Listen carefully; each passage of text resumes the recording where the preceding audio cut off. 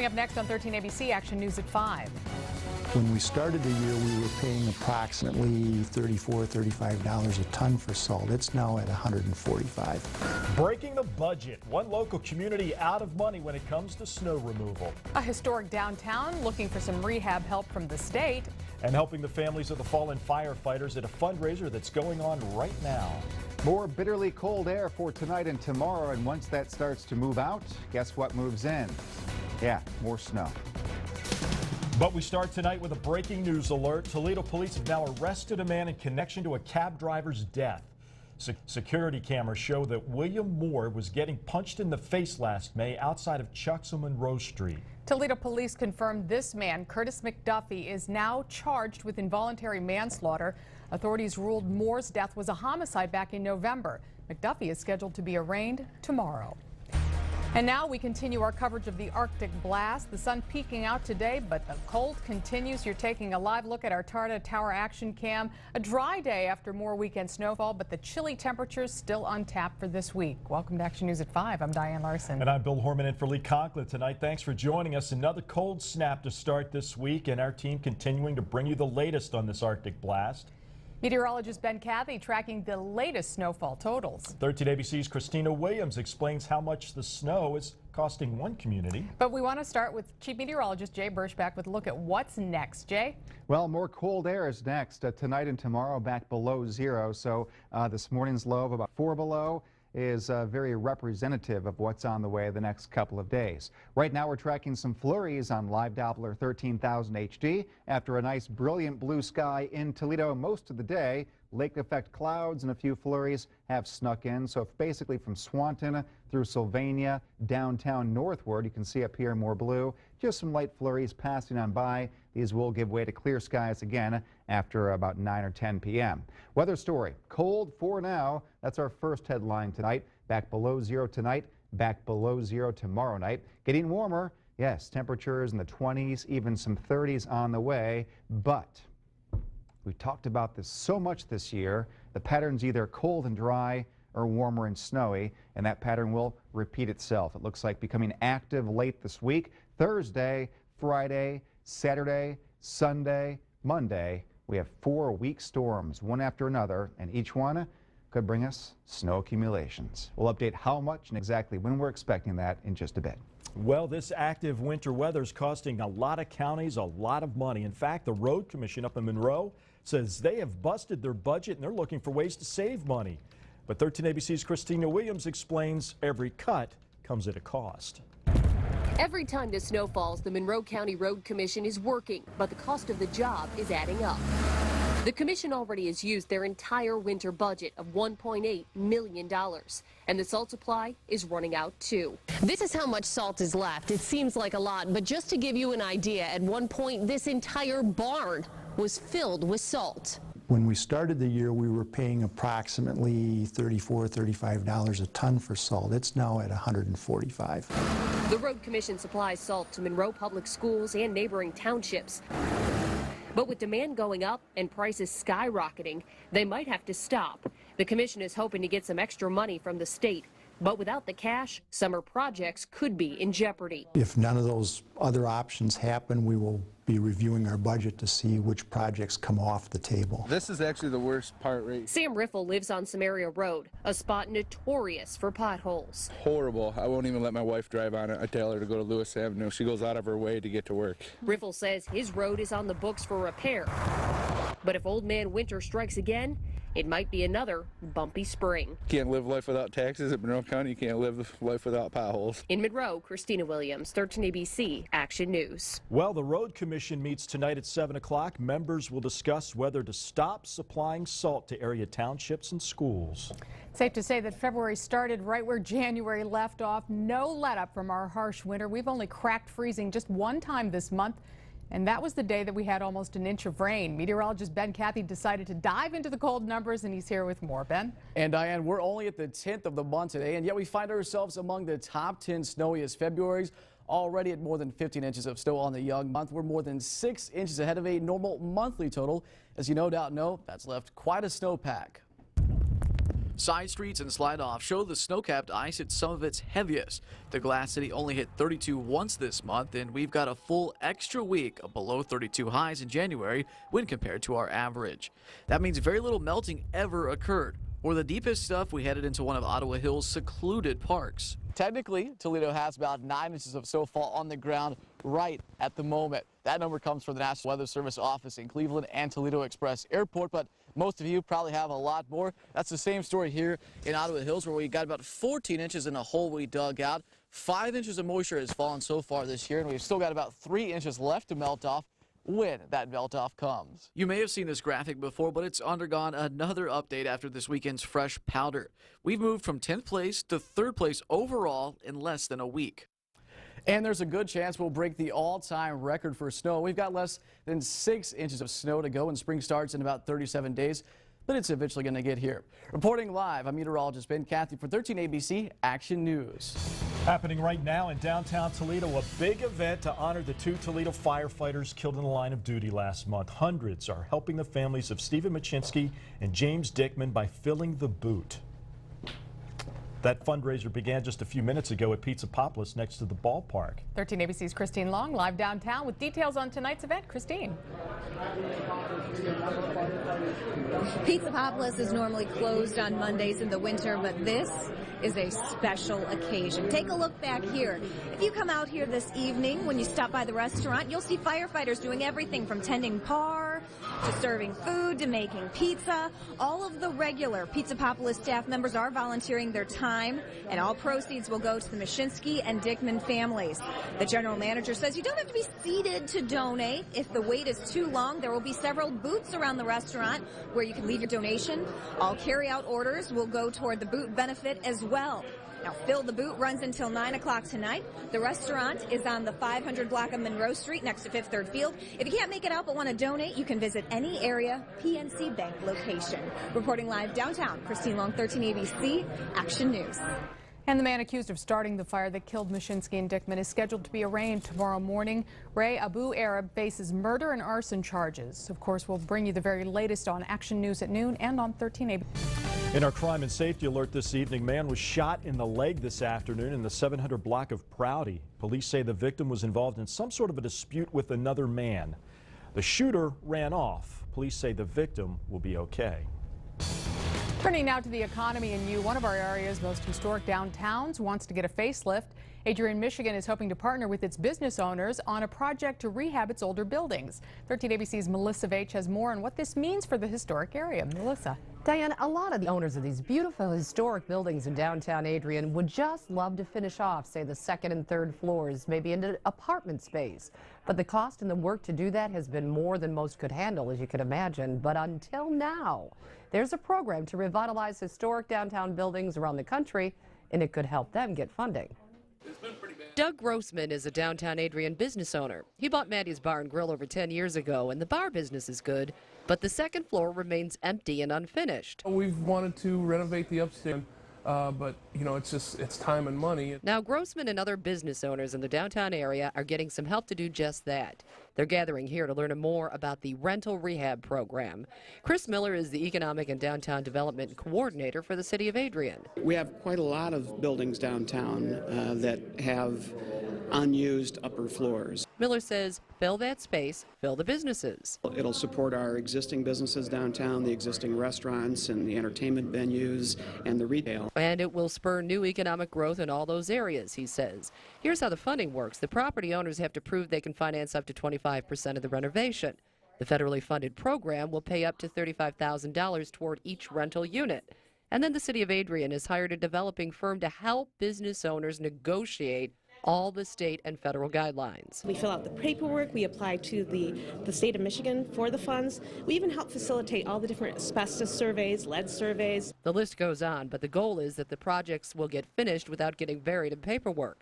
And spaces like this can add much needed growth to this small town city. The ones that have already done it, it's great. They're loft apartments, they're very open. Now, the money for the program comes from the federal government, and it is run and administered by the Michigan State Housing Development Authority. City of Adrian estimates that up to 30 apartments could be finished through this grant, and that would add to the 200 apartments already filled in downtown. They're hoping to get it up and started in the next 2 to 3 months. Reporting live, Melissa Veitch, 13 ABC Action News. There is late word today. The 13 ABC programming will continue on DirecTV. 13 ABC's parent company, SJL Broadcasting, and DirecTV reached a new retransmission agreement this afternoon. The agreement was set to expire at the top of the hour. But this means there will now be no disruption of service, and thousands of viewers will continue to see this station as usual. 13 ABC managers want to thank you for your patience and your expressions of loyalty and support. The Lucas County auditor may face competition from within her own office. But it could be her decision in the end. We'll explain in today's Blade Briefing. And he may be the first openly gay athlete in the NFL, but Michael Sam says he's getting a lot of support from players. This is 1380Z Action News with Diane Larson and Bill Horman. Next ET, the Oscar stars. In today's Blade Briefing, can an auditor's office employee run against the current auditor, in this case his boss? Well, it's a question several people are trying to answer at the auditor's office right here in Lucas County. Tom Troy of the Toledo Blade joins us now to explain, and we're talking about John Navarre, who works in the auditor's office, filing to run against his boss, Anita Lopez. That's illegal, so what's the status of this? Well, the status is that, and this is very new information, he has been placed on a paid administrative leave while the auditor and the union, John Navarre's union, investigate the legalities of the situation. The law is very clear.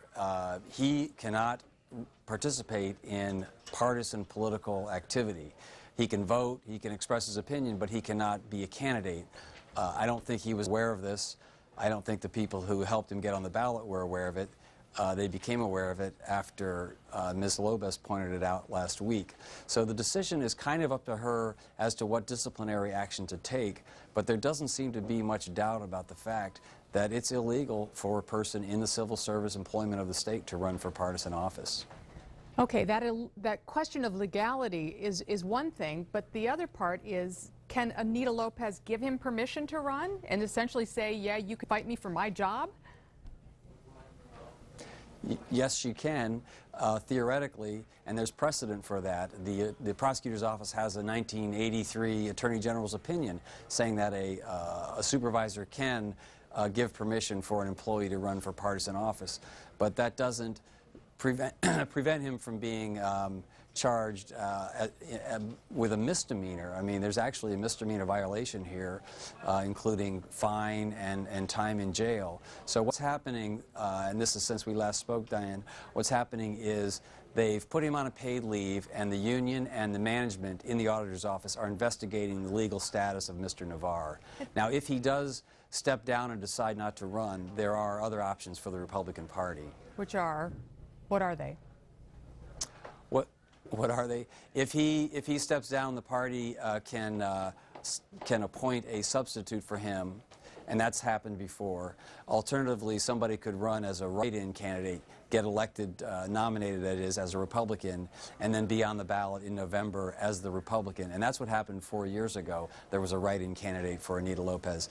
What people thought was going to be different this year was that because of her because of her problem-plagued mayoral campaign, there was the thinking that there would be some opposition to her and that she'd be vulnerable in her re-election bid. But it now looks like pretty clear sailing for Anita Lopez. Okay, we will stay tuned to this interesting and curious turn of events.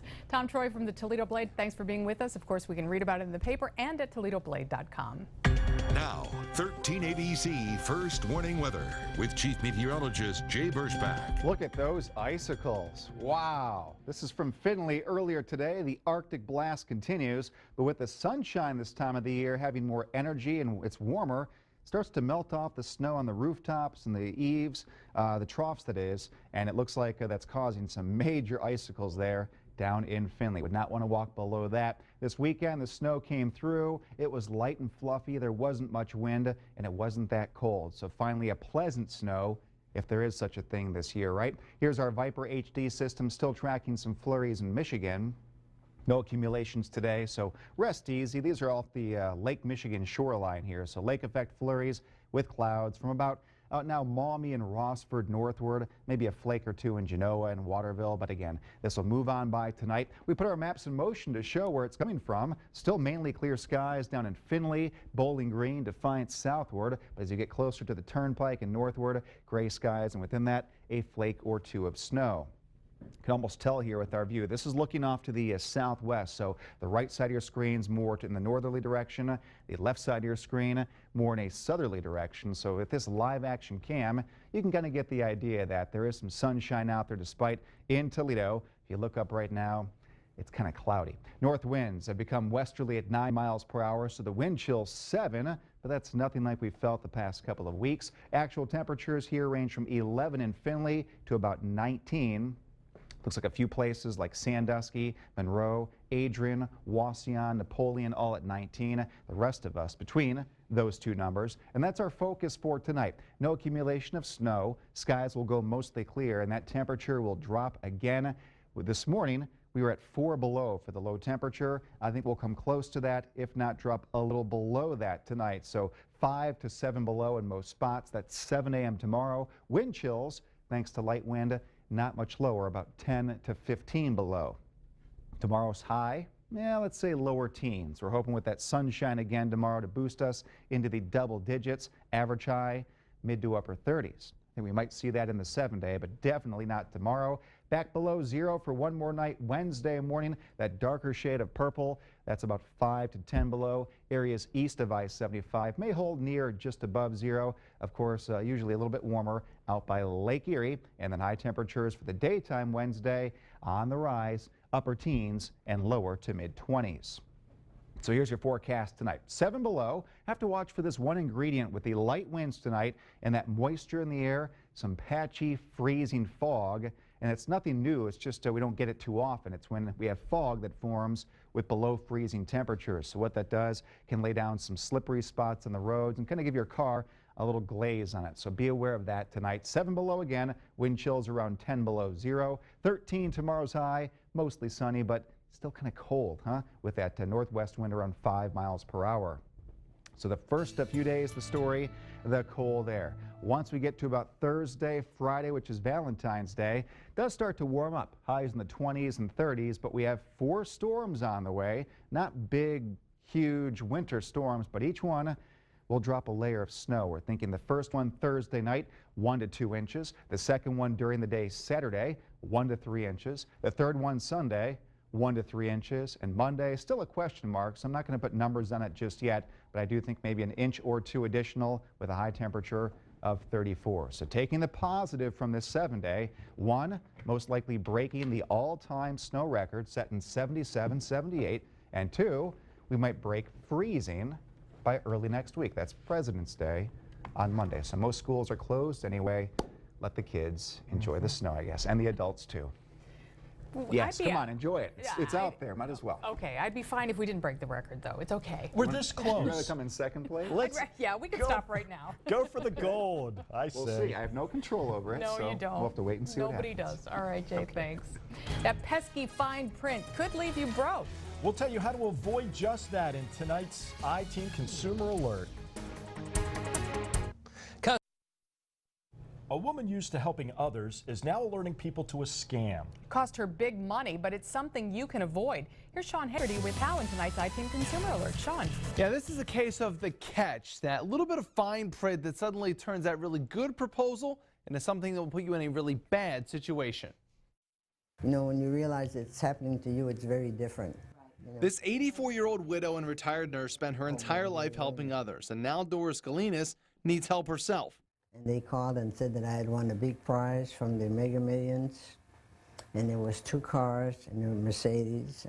Her excitement quickly turned into frustration when the caller mentioned a catch. It's taxes. You have to pay for the taxes, and it's the state tax, and it never stopped. She started making payments but realized she needed more money. They actually convinced her to go and refinance her house and come up with a large source of money.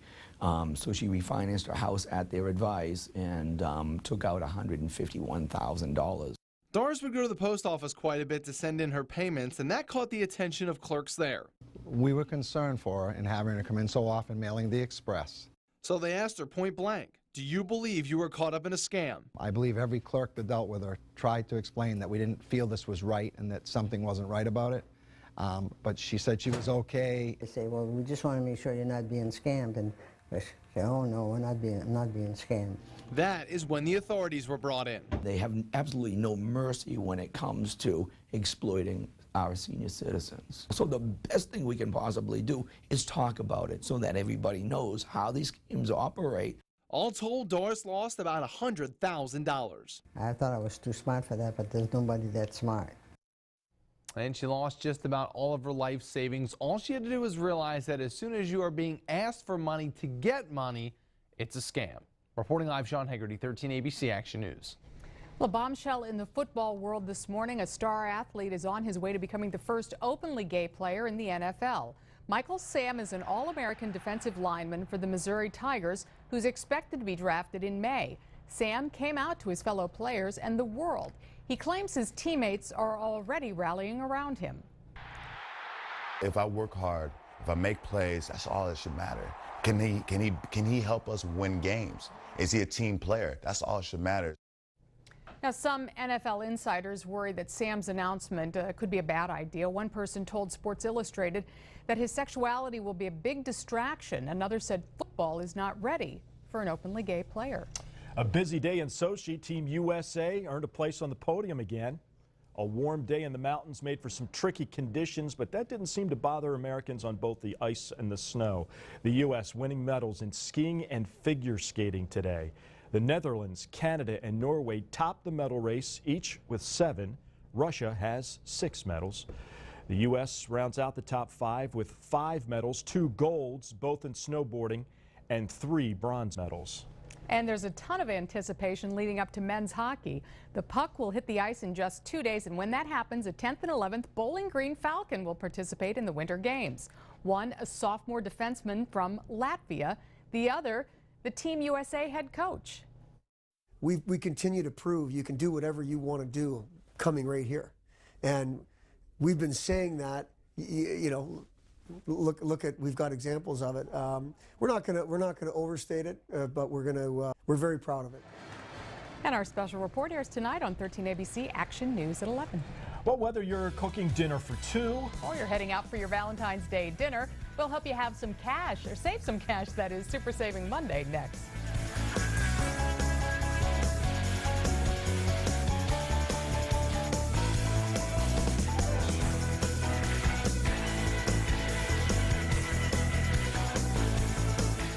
The 13. If you're making reservations for Valentine's Day, we have a deal for you. And if you're headed to the grocery store, we have you covered there as well. Here's Christian Brown with this week's Super Saving Monday. Super Saving Monday starts at Kroger. Barilla Italian entrees are on sale for $2. Use a $1 off coupon from our website. Final price, $1. Now to Giant Eagle. Dole Fruit Squish'ems are on sale for $1. Use a $1 off coupon from our website. Final price, free. Hanover beans are on sale for $1. Use a 50-cent off coupon from our website. Final price, free. Now to our restaurant deal. Just in time for Valentine's Day, you can get $4 off 2 entrees at Outback Steakhouse. You can print the coupon on our website. For more grocery deals and matchups, log on to 13abc.com and click on Super Saving Monday. For this week's Super Saving Monday, I'm Christian Brown. Safe fit. Thanks for joining us at 13 ABC Action News at 5. 13 ABC Action News at 5:30 coming up next.